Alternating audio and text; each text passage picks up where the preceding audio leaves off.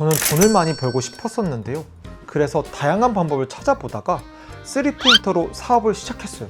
그런데 9년 동안 해오면서 처음 상상하고 예상했던 것과 너무 달랐고, 시작한 지 3달 만에 진짜 그만둘까 고민도 많이 했습니다. 다행히도 꾸역꾸역 버티면서 여기까지 오게 되었어요. 오늘은 저 같은 사람이 생기지 않았으면 해서 이렇게 영상을 찍게 되었습니다. 총 8가지 단점이 있었지만 너무 길고 상세하다 보니 2편으로 나누게 되었습니다.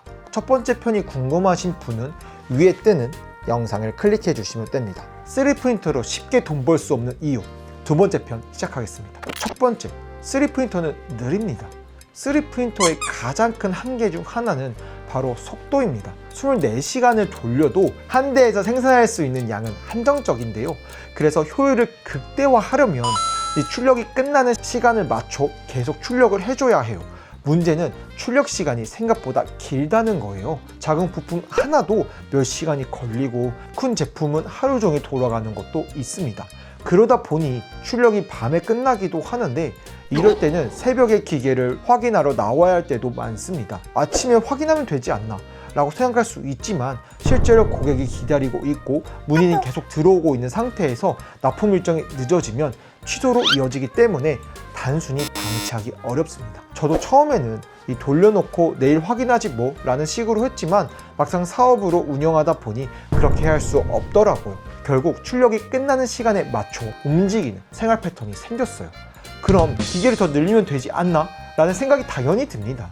하지만 기계를 늘리면 늘릴수록 또 다른 문제가 따라옵니다. 관리해야 할 기계가 많아지고 불량이 생길 확률도 늘어나며 결과적으로 인건비와 관리 비용까지 함께 늘어나게 됩니다.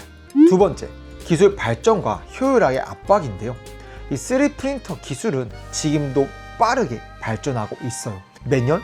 아니, 요즘은 분기마다 이 새로운 모델이 나올 정도로 변화 속도가 빠릅니다. 문제는 이 기술 발전이 너무 빠르다 보니 불과 1, 2년 전에 산 프린터가 금세 뒤처져 보인다는 점이에요. 스마트폰처럼 매년 신제품이 나와도 큰 차이가 없는 분야와 달리 이 3D 프린터는 아직 성장기라 세대 차이가 극명한데요. 예를 들어 2년 전 장비는 출력 속도와 품질이 현저히 떨어져 최신 장비와 비교하면 사실상 구형기계 취급을 받습니다. 저도 직접 경험했는데요. 예전에 엔더3 V3 SE 프린터 200대를 돌리던 시절이 있었는데, 최근 벤볼의 P1S를 도입하면서 효율 차이를 뼈저리게 느꼈어요. 단순히 속도만 빠른 게 아니라 이 불량률이 훨씬 낮고 품질도 안정적이었고, 실제로 체감했을 때 4배에서 최대 6배 이상 효율 차이가 난다고 느꼈어요. 이러한 상황에서는 기존 장비가 순식간에 비효율적인 고철이 되고 중고로 팔아도 헐값이고 어떤 곳은 아예 고물상에 넘길 수밖에 없었죠. 즉, 장비를 늘리는 것이 중요한 게 아니라 기술 변화에 따라 얼마나 효율적으로 맞춰갈 수 있는가가 사업의 성패를 좌우해요.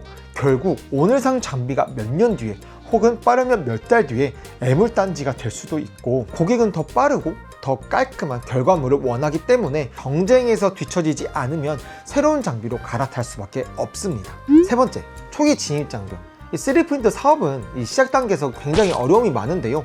이 대부분의 사람은 이 3D 프린터를 달아본 경험이 없고 3D 모델링은 더더욱 생소합니다. 그래서 처음 접하면 단어 하나하나가 낯설고 어떤 프로그램을 설치해야 하는지, 설정은 어떻게 해야 하는지조차 막막한데요. 단순히 출력 하나만 돌리는 것도 시행착오가 반복되고 출력이 잘 나오지 않아 노즐이 막히거나 베드 안착이 잘못되어 출력물이 떨어지는 경우는 흔합니다. 해결하려면 장비 세팅뿐만 아니라 출력 방식에 대한 이해와 경험이 쌓여야 하는데요. 게다가 단순히 출력만 할 줄 알아서는 부족하고 사업으로 연결하려면 3D 모델링에 대한 이해도 필수입니다. 이 모델링을 통해 직접 기획하고 설계해야 하기 때문에 초반에는 학습을 해야 할 것이 진짜 많습니다. 저 역시 처음에는 단순히 버튼만 누르면 되는 줄 알았는데, 실제로는 출력 방식을 시작으로 소재 선택, 설계 구조, 슬라이싱 프로그램 등등 다양한 과정들이 꽤 버거웠어요. 하지만 한번 익숙해지고 나면 오히려 단순 반복이 많아져 이보다 쉬운 게 또 있을까 싶을 정도로 편해지기도 합니다. 즉, 3D 프린터 초기 장벽은 분명 높지만 동시에 누구나 쉽게 들어오지 못하게 막아주는 보호막 역할인 셈이기도 합니다. 진입 초반만 넘어선다면 오히려 안정적인 경쟁 우위를 가질 수 있다는 점에서는 양날의 검이라고 볼 수도 있습니다. 네 번째, 인건비와 관리 비용입니다. 많은 분이 이 자동화면 되지 않나요? 라는 질문을 많이 하시는데요. 물론 자동화 시스템을 구축하면 효율은 좋아지지만 자동화에는 필수적으로 추가 장비와 소프트웨어 비용이 들어갑니다. 게다가 기계가 많아지면 혼자서 관리가 불가능하기 때문에 결국 사람을 써야 하는데요. 저도 처음에는 혼자 10대까지 버틸 수 있었습니다. 출력 세팅, 수거, 포장까지 직접 하면서 이 정도면 혼자 충분히 할 수 있네 라는 생각을 했죠. 하지만 기계가 10대가 넘어가자 상황이 달라졌어요. 출력물 수거만 해도 하루 종일 걸리고 분량 체크와 재출력까지 신경 쓰다 보니 도저히 혼자서는 감당할 수가 없었습니다. 결국 직원을 고용할 수밖에 없었고 그 순간부터 고정비 구조가 확 달라졌어요. 기계를 늘리면 매출도 올라가지만 동시에 인건비, 임대료, 전기료 같은 숨은 고정비가 계속 늘어납니다. 이때부터 단순히 내가 기계 돌려서 버는 돈이 아니라 이 고정비를 메꾸기 위해 반드시 일정 수준 이상을 벌어야 하는 구조로 바뀌게 됩니다. 이 3D 사업은 이 기계가 늘어날수록 인력과 유지 비용이 반드시 따라 붙습니다. 즉 확장할수록 규모의 경제가 될 수도 있고 아니면 규모의 부담이 커지는 구조가 될 수도 있어요. 오늘은 이렇게 조금 무거운 이야기를 한번 해봤는데요. 제가 겪은 일이고 저의 입장에서 이야기를 들려드렸기 때문에 사실과 다를 수도 있습니다.